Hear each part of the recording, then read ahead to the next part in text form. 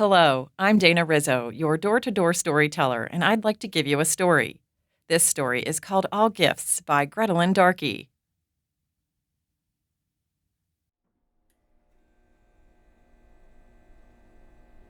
Dara could not concentrate on the report in front of her.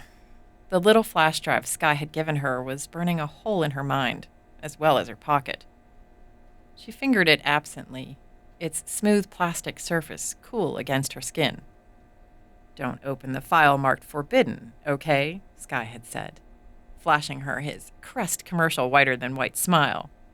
"You really don't want to know what's in that file."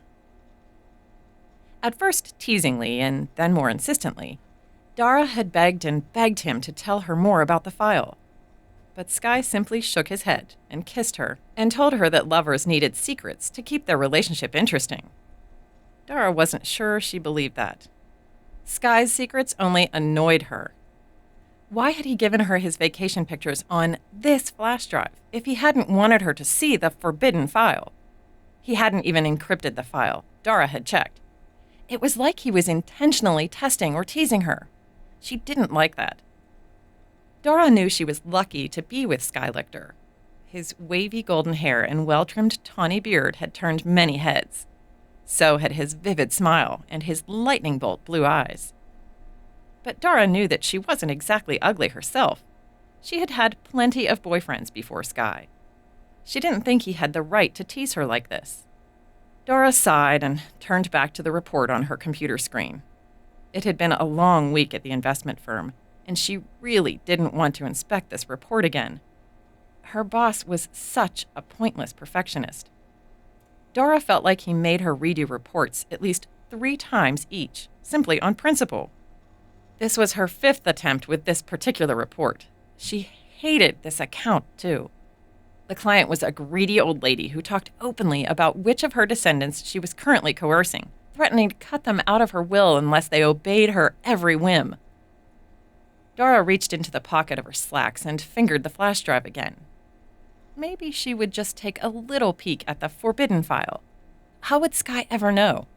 And if he did find out somehow, it would be a good excuse to tell him what she thought of these kinds of games. Besides, what if it was something bad? Something Dara ought to know about? What if it was dirty secrets, or pictures of other women, or something worse? Dara was just pulling the flash drive furtively from her pocket when her cell phone buzzed. She looked at the message.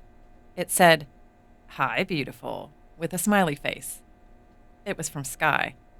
Dara guiltily thrust the flash drive back into her pocket. She would look at it later.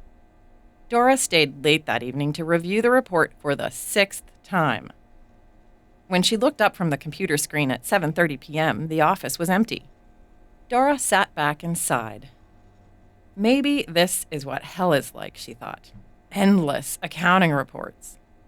When she looked back down at the desk, the flash drive was sitting there, its silver surface winking at her under the fluorescent lights. Dara blinked. She didn't remember taking the flash drive out of her pocket. But there it was, on the desk next to her mouse. She frowned and picked it up. She started to move the little plastic storage device to her pocket, but then stopped. Everyone was gone, and she needed a break from the report. She might as well look at Sky's pictures of his vacation to Greece. The red light on the side of the flash drive blinked as the computer read its contents. A pop-up window asked Dara if she wanted to view the files or download them. Dara clicked View. There, neatly labeled, were 2 files. One was marked Greece 2015. The other simply said Forbidden. Really? Who labeled a file Forbidden on their own flash drive? Did Sky have to remind himself not to look in the folder? Dara's cursor hovered over the Forbidden file. Then she shook her head and clicked on the file marked Greece 2015. They were nice pictures, clear blue water and immaculate white beaches. Dara clicked through them, but she wasn't really looking at them. Her eyes blurred. When she focused on the screen again, the Greece 2015 folder was closed, and her cursor hovered again over the Forbidden file. Why shouldn't she look at it? If Sky really hadn't wanted her to, he might have at least told her why. Dara couldn't stand this any longer. The whole world seemed to zoom in on her right index finger, resting lightly on the left button on her mouse. like a whale's tail hitting the ocean's surface in slow motion. Her finger slowly lifted, then pressed down with a click that seemed to echo around the empty office. For a moment, nothing happened. Then her computer went dark. A second later, the fluorescent lights also went out. Dara staggered to her feet and looked over the top of her cubicle at the huge wall of windows beyond. One by one, moving out from the building where she stood, the lights in the skyscrapers went out. Each building simply turned off, like a candle flame being snuffed out. Dara imagined she could hear the screams of frightened people all over the city. Forcing down her own panic, she scrabbled around on her desk, trying to find her phone. There it was, under her chair. She must have knocked it off the desk when she stood up. As her hand touched it, the phone buzzed. Dara grabbed it and answered without looking at the ID. "Hello?" she breathed. "You opened it, didn't you?" Sky's voice sounded husky. "What?" "The forbidden file. You opened it, didn't you?" I Dara's mouth was suddenly dry. I didn't know. I never thought. "Oh, Dara, what have you done? What have you—" His voice cut off. She looked at the phone screen. It was black. "Sky?" Dara said. Then louder, "Sky?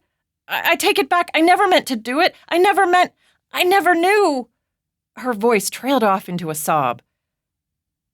Outside, the darkness continued to spread toward the horizon. You just listened to All Gifts by Grettelyn Darkey, read to you by your door-to-door storyteller, Dana Rizzo. Thank you for listening. First published in Gilbert Magazine, a publication of the American Chesterton Society. A production of We Are One Body Audio Theater.